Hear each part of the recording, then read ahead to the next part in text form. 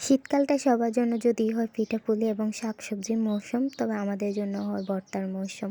ভর্তা তো সবাই চেনে। একটা ভর্তা আছে ভাতের সাথে খায়, আর একটা আছে বিভিন্ন রকম টক ফল দিয়ে তৈরি করে। ওই ভর্তাটার কথাই বলা হচ্ছে, যেটা টক ফল দিয়ে বিভিন্ন টক জাতীয় জিনিস দিয়ে তৈরি করা হয়। তো আমাদের পরিবারের মধ্যে কিন্তু আবার ছোট বড় সকলে এই ভর্তা খুব পছন্দ করে।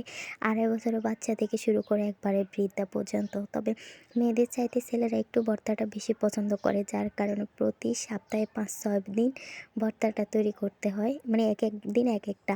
দেখা যায় এক রকমের ভর্তা কয়েকবারে তৈরি করা হয়। তা আমিও আজকে হুটহাট করে এরকম বলছে, তো এখন কি করব? বাধ্য হয়ে কিছু তৈরি করে নিতেছি আরকি। পেয়ারা, টমেটো, শসা, কাঁচা কলা আরও কি জানি দিছি আমার ঠিক মনে নেই।